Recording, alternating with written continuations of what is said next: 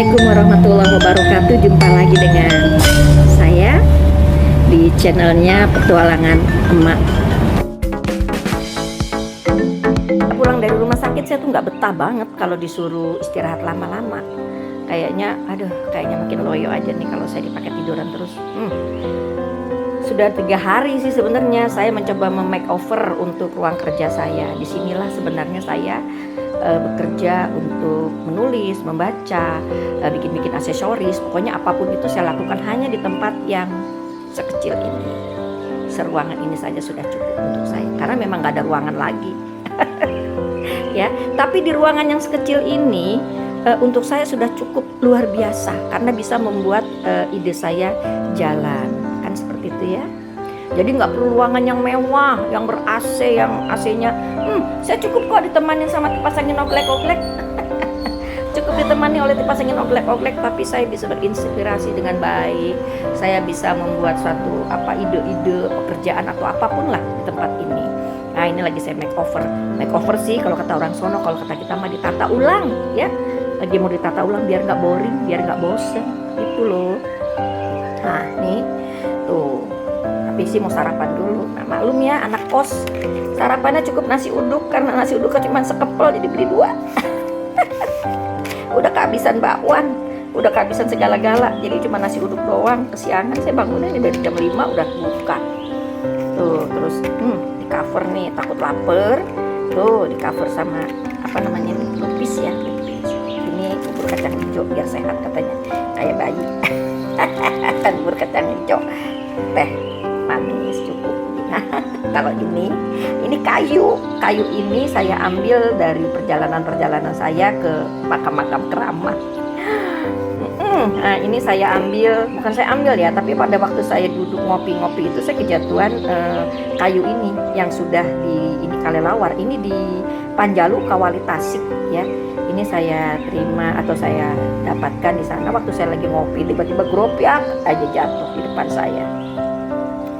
Ini keranting ini katanya kalau bolehnya jatuh sendiri itu katanya ada manfaatnya ya. Kalau untuk saya sih anggap aja ini kenang-kenangan ya.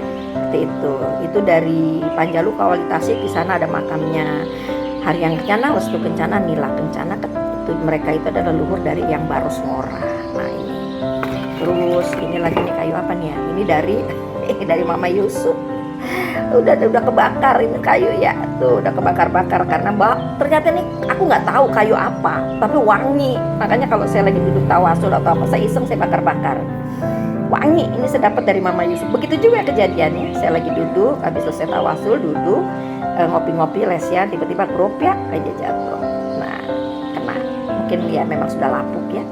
Tapi kalau saya bakar ini wangi banget. Saya nggak tahu kayu apa. Saya udah tanya kemana-mana, gaharu bukan, cendana bukan gitu ya. Nah, kalau ini kayu kepuh, ini lebih antik lagi nih ceritanya. Ini kayu ini nggak boleh dibawa pulang oleh orang keraton karena menurut beliau kayu-kayu tua yang ada di wilayah makamnya yang Sri Handoyoningrat, Sri Mangkurung Handoyoningrat di Solo itu nggak boleh dibawa pulang oleh pengunjung atau oleh penjara. Nah, kebetulan saya tawasul di sana.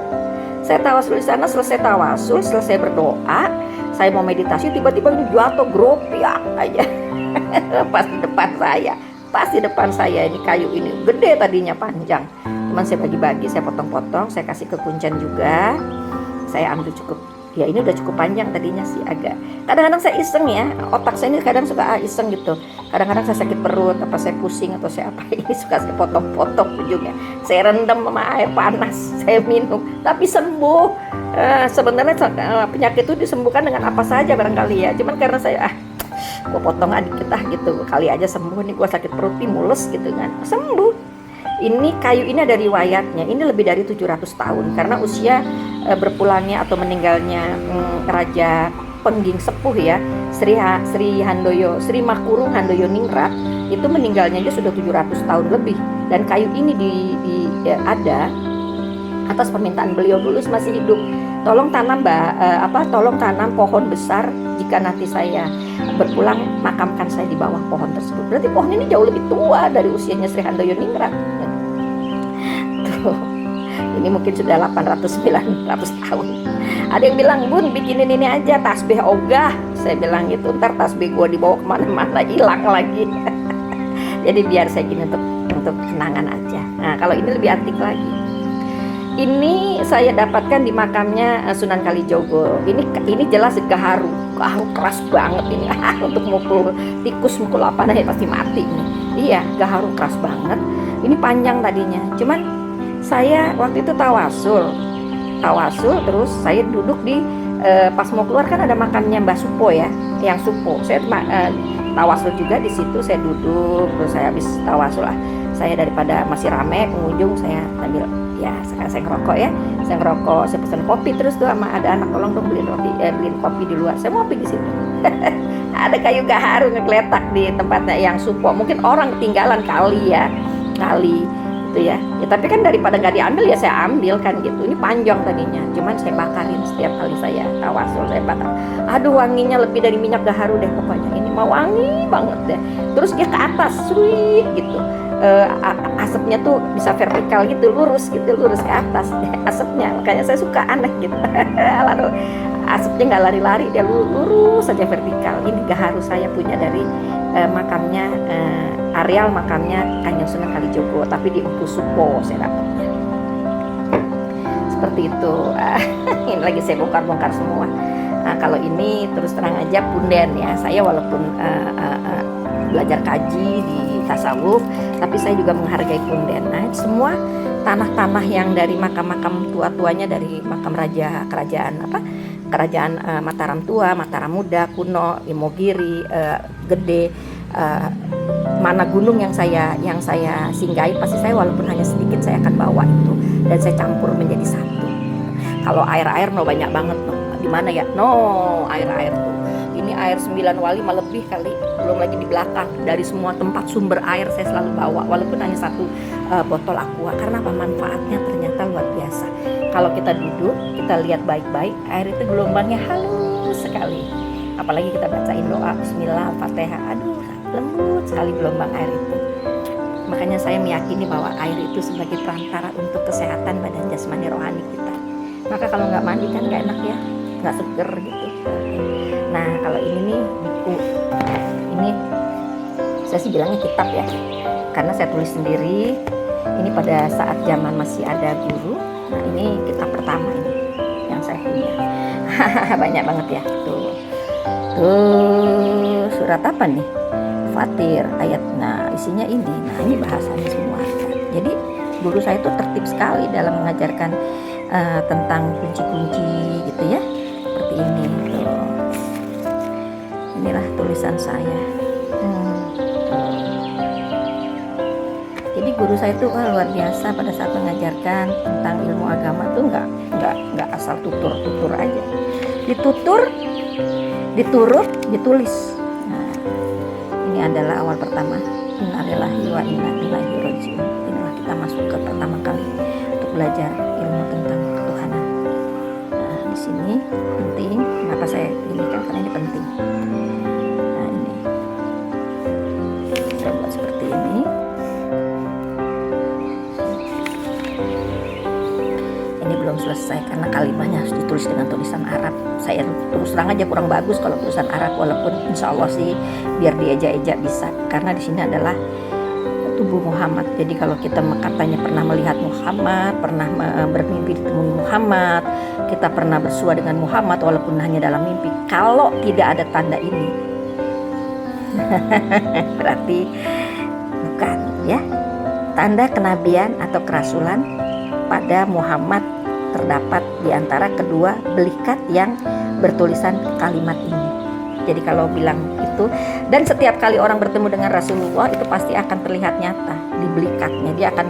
Dia tidak akan pernah menghadapkan wajahnya ke kita. Maka kalau bilang melihat Rasulullah, melihat wajahnya tidak mungkin. Dia selalu membalikkan wajahnya dan hanya tulisan ini yang terlihat di belikatnya. Seperti itu. Itu sih kata guru saya ya. Saya juga belum. Nah, setiap kali melakukan sesuatu itu pasti harus dengan tawasul. Asalnya seperti itu. Tawasul saya banyak. Karena saya kalau tawasul bisa 2 jam. Makanya kalau ngikutin saya duduk tawasul, anak-anak saya ada kakinya cangkeng katanya. Tapi semua saya tawasulin satu-satu seperti itu. Leluhur-leluhur saya semua saya tawasulin. Maka banyak tawasul saya. Nah inilah pelajaran-pelajaran ya tulisan saya, cakep. Maka dulu saya tukang bagian nulis kalau di sekolahan tuh. Saya dulu di sekolahan itu bagian tukang nulis, makanya jadi sekretaris mulu, sekretaris OSIS lah gitu, karena tukang nulis saya. Saya tukang nulis. Di sini juga saya dulu sebelum memasuki keilmuan itu saya harus hikmah 7 mubin pada surat Yasin. Ini semua ada. Maka hati-hati pada saat kita baca surat Yasin di kata-kata mubin ya, yang ada mubinnya itu luar biasa itu, mustajab itu kalau kita paham artinya. Gitu ya. Nah, maka baca Yasin itu bukan dilalar, Yasin wal Qur'anil Hakim innaka laminal mursalin ilal siratal mustaqim tanjilal azizi rohim litunjira qauma maunjira abaku kaum qabil. Bukan begitu ya. Baca Yasin tuh hati-hati ditatar, karena kalau tahu artinya luar biasa. Dan pada saat di mubin itu ada kalimat di hati yang harus diucap. Itu si mustajabannya ada di situ, di kata-kata mubin. Banyak tuh banyak. Nah ini juga tuh, nih apa lagi, lebih tebal lagi. Nih tuh, disinilah kita bicara tentang hakikat, tentang Ka'bah. Ka'bah itu titik nukta garis ini tuh Ka'bah. Tuh kita ngebuka Ka'bah, ruang dalam Ka'bah, tentang Ka'bah dalam diri kita. Dibuka sama guru saya semua, dibabar satu-satu tuh semua. Dan semua ada pada surat-surat yang tertera di Al-Quran, di ayat sekian, di surat sekian tuh. Jadi gak sembarang juga tentang Ka'bah, ngebedahnya luar biasa tuh ya. Tuh di mana di surat Yunus di 10 ada firmannya Allah. Kita main di firman semua ya, firman Allah tuh.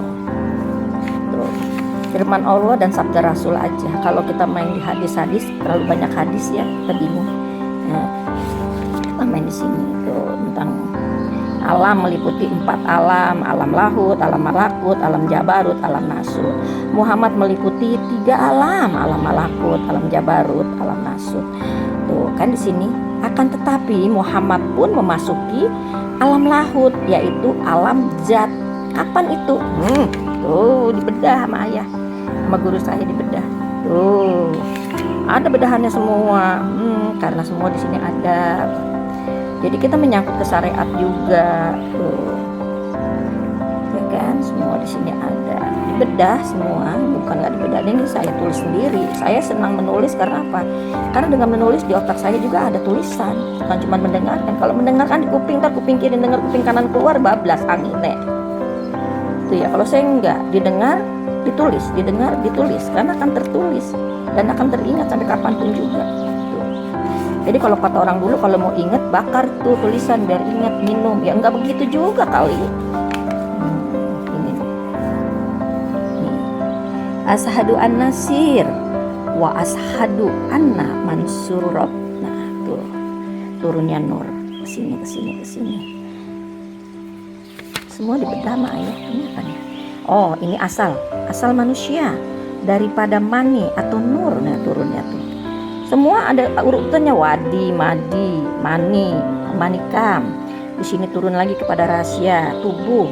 Wadi itu tubuh atau raga, madi itu hati atau kolbu, mani itu nyawa atau jiwa, manikam itu rahasia atau ruhani. Kalau kita sudah pada tingkatan ini baru marifat namanya.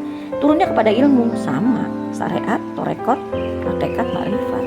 Nah ini la ilaha illallah. Nuhtah baru jadi insan kamil. Kalau kita bisa memahami ini semua.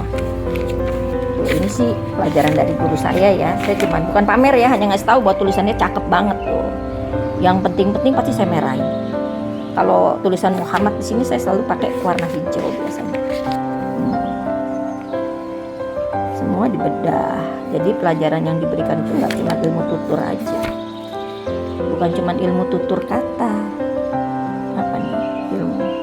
Kita memiliki 3 kodrat diri dalam ilmu. Nah, ini sih bedahan aja ya. Terus ini apa nih? Ini juga kitab juga. Tuh, saya mah emang orang kekurangan kerjaan sebenarnya kalau kata guru saya. Tuh ya. Saya mah asma Allah semua saya catat tuh. Saya catat asma Allah semua, rapi saya catat tuh. Saya catat duduknya di mana, perkaranya di mana, semua ada saya catat. kadang suka saya kosongin seperti ini. Terus ya begitulah. Terus kalau masalah puasa ya, kadang saya juga suka dari belakang. Nah ini puasa saya tuh. Ini sih, ini yang udah 2010 kali ya, dari mulai yang tahun berapa ini, 2010 2011, ini 2 tahun itu tuh. Ini kita anggap aja ya tuh, Selasa, Rabu, Kamis, ini 40 hari. 40 hari itu jatuh puasa 3 hari, tapi ngambil 40 hari, jangkep tanggal sama jangkep hari, weton jatuhnya jadi 40. Nah ini Rabu, Pon, Kamis, jatuh 40, ini jatuh 40. Kayak gini, di Kliwon Legi Pahing jatuh 40, jatuh 40, jatuh 40, kan seperti itu. Ini saya selalu puasa setiap bulannya. Jadi selama sebulan tuh saya puasa paling tidak 9 hari. Syukur-syukur jangkep dengan weton saya. Ini kelahiran, nah ini dia jatuh kelahiran. Jadi karena kebetulan bareng dengan puasa 40 hari, saya jadi bikin seperti ini. Jadi saya dari masih remaja sebenarnya, kalau saya kumpulin mah banyak banget bukunya, emang banyak banget tuh bukunya, jadwal puasa saya dari mulai remaja saya kumpulin semua. Maka kalau dibilang orang belajar ilmu itu mudah, gampang, instan, saya juga kaget ya, karena saya menjalaninya seperti ini. Ini 2010 puasa saya, ini 2011, 2010, ini 2010. Tuh, saya buat kalender sendiri. Ini kelahiran kan gitu. Nah, ini keterangan 1 Syawal Hijriah. Saya rajin buat seperti ini. Kayak gitu. Itu sih. Sekilas info tentang diri saya, bahwa saya suka membaca, saya suka menulis, saya suka berkreasi dengan aksesoris buatan saya. Saya juga suka healing, jalan-jalan, dan yang paling suka adalah saya ke makam-makam keramat. Wow, masih berantakan kali. Itu kaca punya memori. Bukan semata-mata saya nggak mau beli lagi. Tuh, punya memori, udah pecah, udah kotor, segala macam. Memorinya bro, luar biasa. Karena itu cerminan diri. Dari kaca inilah saya belajar ilmu diri. Awal pertama kali saya belajar ilmu diri, saya dikasih kaca ini oleh guru. Kan gitu ya, guru saya kasih kaca, nih, ini untuk belajar kamu, angkat tangan kanan kamu, nah kau pegang mana yang benar dan mana yang palsu, mana yang diri pribadi, diri sejati. Cermin inilah awalnya saya belajar. Maka ini walaupun udah pecah, tetap saya simpan. Nah ini kenangan dari mana nih? Dari Dieng. Waktu saya dulu tirakat di Dieng tuh. Udah ya saya mau kerja lagi pelan-pelan, belum bisa normal sih, masih keleyang-keleyang begitu. Tapi kalau nggak dipakai gerak ntar nggak sehat-sehat. Ini batu-batuan, wah batuan saya banyak banget. Ini batu-batu semua ini. Oke.